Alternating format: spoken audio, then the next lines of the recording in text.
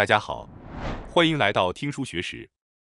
当今世界充满了与食物相关的各种信息，比如说，有人认为白砂糖不好，但却称蜂蜜和黑糖有益；还有人宣称摄入大量铁补充剂对健康有益等等。然而，实际上这些信息并不完全准确。如果你已经迷失在各种有关身体健康的信息中，不知道应该吃什么了，那么通过观看本视频，或许您终于可以得出结论。所以，请务必观看到最后。今天我要向大家介绍的是医学博士冈本玉老师的让90%疾病好转的逻辑饮食法。视频包括以下内容：第一，寻找适合自己的饮食方式；第二，颠覆常识的对身体有害的3种食物；第三，改善90%疾病的自我疗法。首先是第一部分，寻找适合自己的饮食方式。就像每个人的面容和性格都各有不同，每个人对于良好饮食的看法也各不相同。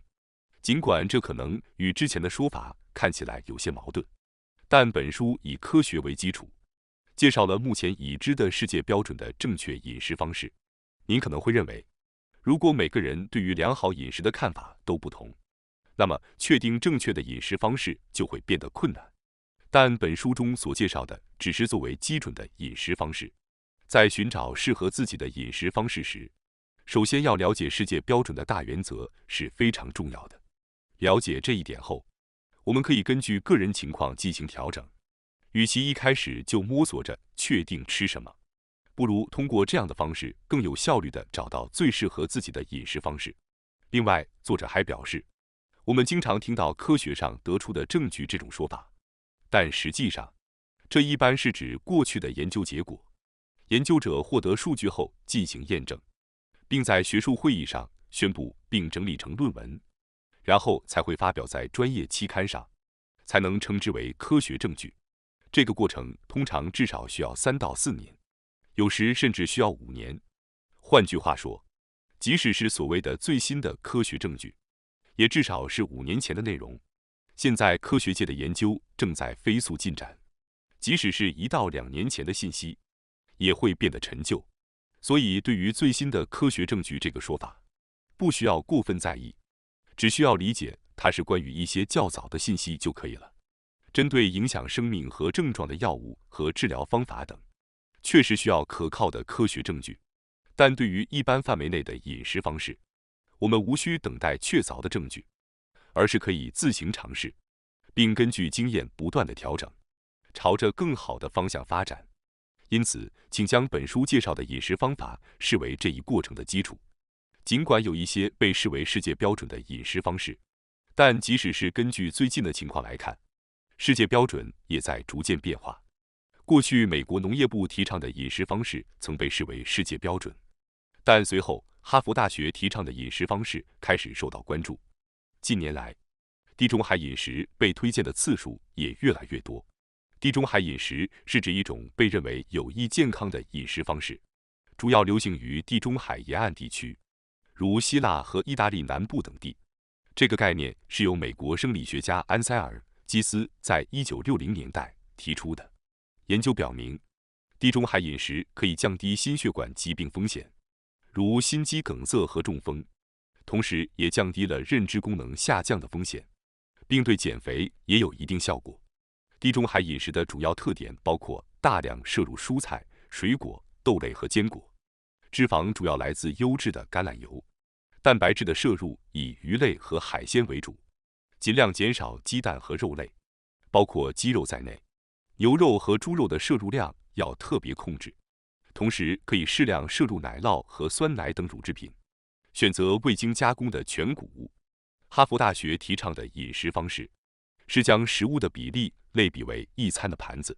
根据哈佛大学的饮食方式建议，一餐中应该有1半是蔬菜和水果，1/4是全谷物，剩下1/4是优质蛋白质，例如鱼、鸡肉、豆类和坚果等。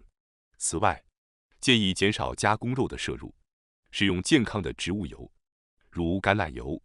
还推荐摄入牛奶、乳制品、不含糖的饮料、水、红茶和咖啡等。相比之下，地中海饮食建议减少鸡蛋和鸡肉的摄入。而哈佛大学的饮食方式则将它们作为蛋白质的来源推荐。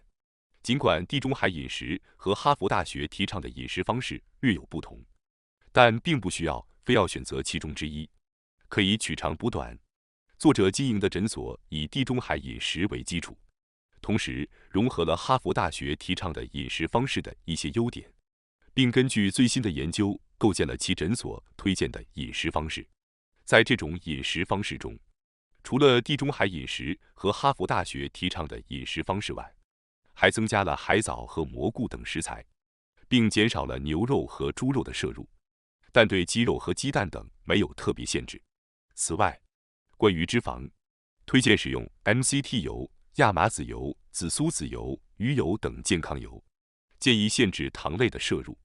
虽然地中海饮食和哈佛大学提倡的饮食方式都没有特别强调糖类的摄入，但根据最新的研究，限制糖类的摄入对健康非常重要。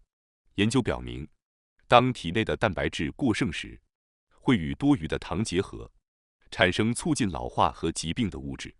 根据作者的临床经验，适度限制糖类的摄入可以明显改善糖的代谢能力。这不仅有助于糖尿病患者的病情改善，也有助于没有糖尿病的人维持健康。此外，根据经验，限制糖类摄入还可以提高癌症的治愈率。关于水果的摄入量也是一个问题。作者诊所推荐的饮食法建议不要摄入过多的水果，因为摄入过多水果的话，会增加果糖的摄入量，尤其是日本的水果糖分含量较高，所以容易导致糖类过多。虽然哈佛大学提倡的饮食方式推荐搭配蔬菜一起食用水果，但美国的水果糖分含量没有日本高，这可能与此有关。另一个分歧是关于乳制品的摄入。虽然地中海饮食认为乳制品是可以接受的，但哈佛大学和近年来的全球趋势认为牛奶和乳制品应该尽量避免。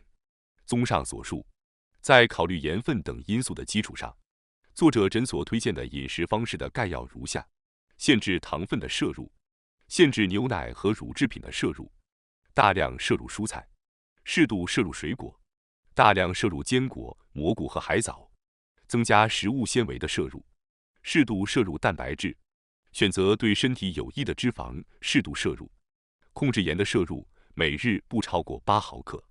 这种饮食方式目前被认为是融合了当今世界标准的饮食方式优点的最强饮食方式。然而，并不需要完全按照这种方式，重要的是找到最适合自己的、能够持续并改善健康状况的饮食方式。到底要做到什么程度？要多吃或者是控制哪些食物？这都可以根据个人情况进行调整。让我们在观察体重、身体状况等变化的同时，来尝试各种不同的食谱。接下来是第二部分，颠覆常识的对身体有害的3种食物。有人说不应该摄入油，但有些油可能对身体有益。也有人说应该减少糖分，但适量的话也是可以摄入的。还有人说牛奶可能对身体有益，但关于其好坏的说法不一。现代是信息社会，对于饮食也有各种不同的说法。一些人可能会感到困惑，而另一些人则坚持相信某种说法。还有一些人不断追随新的理论。每个人的反应都是不同的。本书提出了一种关于保护健康和改善疾病的理念，即不要简单地将食品归为好与坏，而是应该根据当前正确的信息来决定如何摄入食品，保持灵活的态度。极端的观点可能会吸引人们的注意，但实际上并不存在100%好或坏的食品。每种食物都有其优缺点，希望大家能够根据这一理念决定如何加以利用。食物的正确答案并不是唯一的，10个人可能有10种不同的正确答案。在获得一定程度的科学知识后，我们应该自行判断，而不是被现成的观念所束缚。在这里，我想将食物与健康这个主题作为一个练习提出来。我希望通过举例来探讨3个问题，因为我认为这是非常值得关注的。首先是第一个问题，玄米是否对身体有益？因为除了米中的糖类之外，其营养素主要集中在胚芽和种皮中，被称为米糠。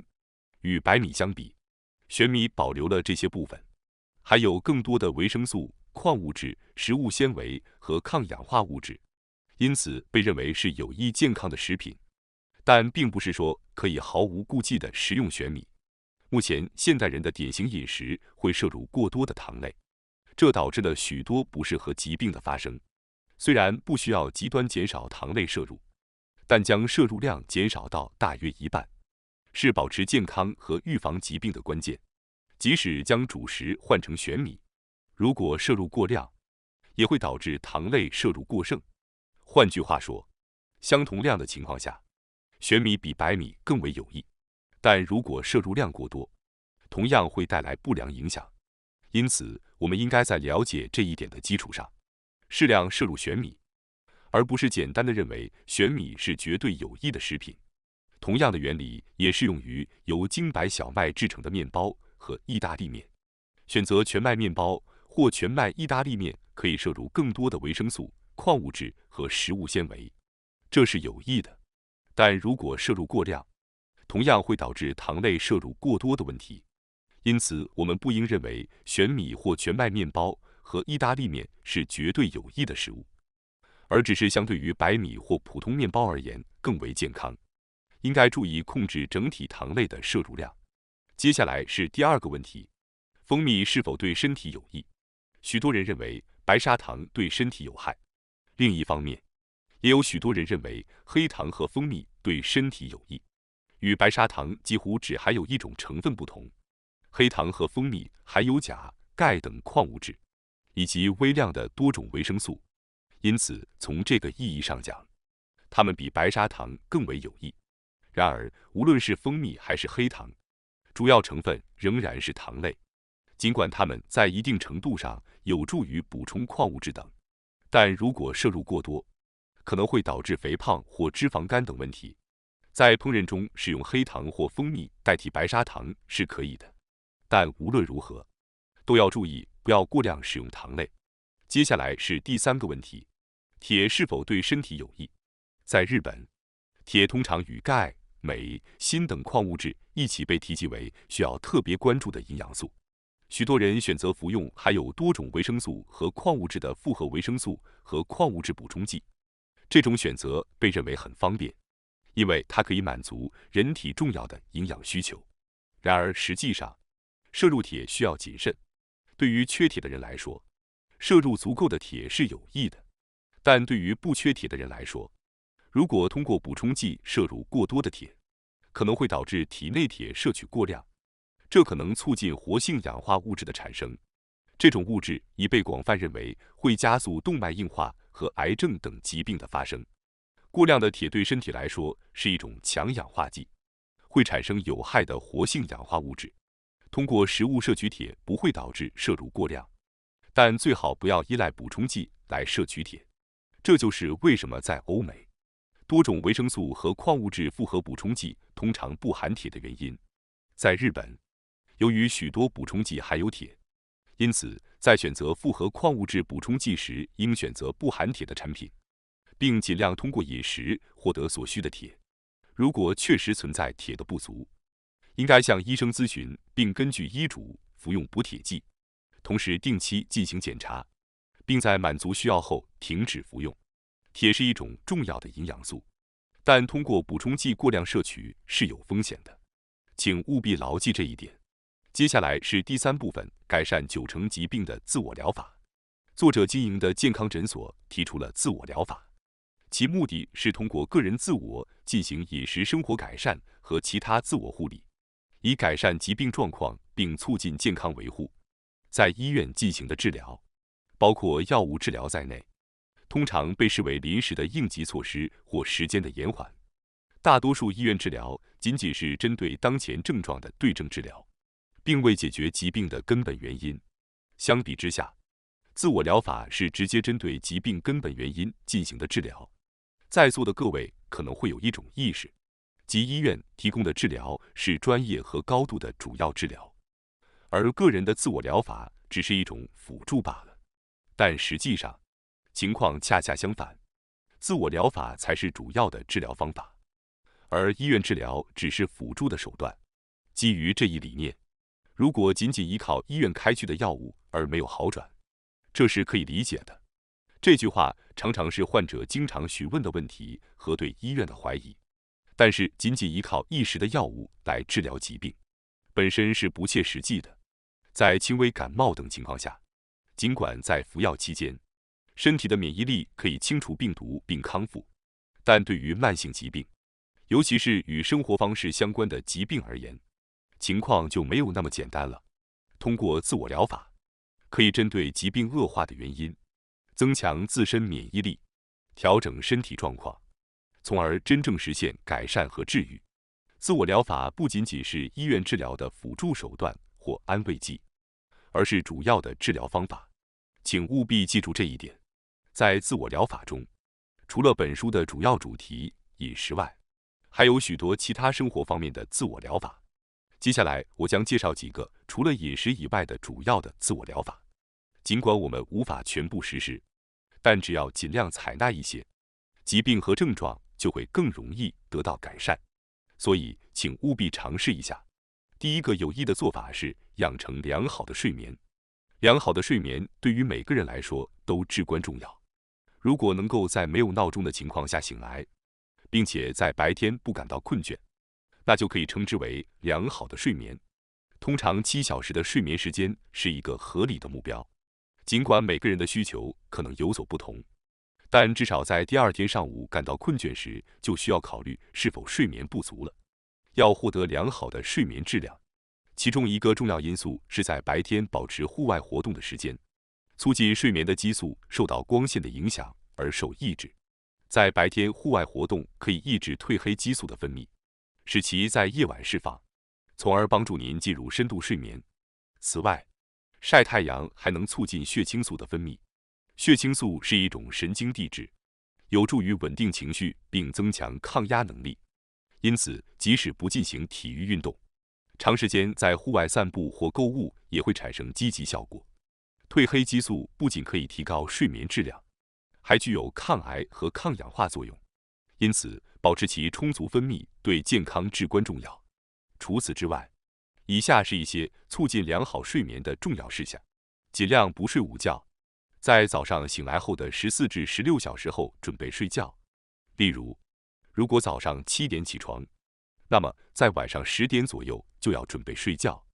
晚上睡前3小时以后不要进食、运动或暴露在蓝光下。晚餐后使用黄色的光照明。睡觉时，房间应该是完全黑暗的，因为早晨会妨碍让自然光进入房间，所以不推荐使用遮光窗帘。以上所有方法不需要立即全部实施，只需从能够做到的开始，逐渐增加，以便逐渐获得良好的睡眠。第二个有益的做法是，入浴可以促进血液循环和新陈代谢。浴缸的温热效果和水压的作用都能促进血液和淋巴液的流动，加上浮力的作用，还能放松身心，让人感到焕然一新。温水有助于打开毛孔，使皮肤更加清洁。适时的入浴也有助于改善入睡质量，促进深度睡眠。为了获得这些好处，建议选择浸泡在浴缸中，而不是淋浴。水温控制在38度至40度之间，时间不超过30分钟。水温可能会让人感觉稍微有点凉，但这种低温能够刺激副交感神经的活动，从而增强身体的放松效果。入浴前后要及时补充水分，最好在睡前1小时左右进行入浴。身体被温暖后，体温一旦开始下降，通常会促使我们进入睡眠状态，有助于改善睡眠质量。可以使用一些含有碳酸或水素等舒缓成分的浴盐或浴液，进一步促进血液循环。第三个有益的做法是保持正确的姿势。保持正确的姿势对于维持健康是至关重要的。生活在现代，我们大多数时间都是专注于近处而不是远处，因为工作、家务等占据了我们大部分的时间，这导致了我们更容易出现前倾或驼背的姿势。一旦形成了这种习惯，我们的呼吸就会变得浅而短促，血液循环也会受到影响，而我们的心情也会逐渐变得消极和沮丧。低头的姿势容易引发颈部的僵硬和紧张，导致交感神经处于主导地位。交感神经和副交感神经就像一架平衡木，当交感神经占据主导地位时，副交感神经的作用就会减弱。而当颈部紧张导致交感神经占据主导地位时，我们的自我治愈力就会降低。要改善这种情况，具体方法包括挺直背部，尽量保持良好姿势的意识。随着意识的持续，不良的姿势会逐渐改善。保持良好姿势的另一个技巧是意识到身体重心的位置。肚脐下大约5厘米的地方被称为丹田。在诸如武道等方面，自古以来就认为重心在丹田的话，可以提高身心的稳定性。试着意识到丹田，也就是体重的中心点，尝试站立或行走时都要留意它，你会自然而然地改善姿势的。此外，在家里或工作场所长时间保持相同姿势后，可以抬头或轻轻转动头部。通过频繁地重置身体，更容易保持良好的姿势。第4个有益的做法是调整自主神经的深呼吸。现代人的呼吸往往浅而短促，新鲜空气对于保持身体健康至关重要。有意识地进行深腹式呼吸，可以帮助平衡自主神经。自律神经是与意志无关的神经系统，通过放松的深呼吸，可以增强副交感神经的作用。通过这种方法，身心得以放松，情绪得以平静，自我控制力也能得到提升。而相反的，如果呼吸浅而短促，情绪容易激动，身体容易紧张，自我控制力就会下降。在日常生活中，利用空闲时间进行每天约30次的深腹式呼吸练习，有助于维持良好的自主神经平衡，提高免疫力。深腹式呼吸并非是让气体进入腹部，而是充分让肺部吸入空气，导致横膈膜向下移动，使腹部膨胀，因此得名深腹式呼吸。通过这种方法，还可以获得内脏的按摩效果。方法十分简单，坐直身体，轻微张开嘴巴，慢慢深长的呼气，直到无法再呼出气体为止。这个过程大约需要10至15秒。接下来用鼻子吸气，吸气的过程中要意识到腹部的膨胀，这样做有助于顺畅进行深腹式呼吸，改善全身的血液循环，有助于平衡自主神经，提升自我控制力。建议每天至少进行30次以上，尽量达到这个目标。第5个有益的做法是进行小腿肚按摩。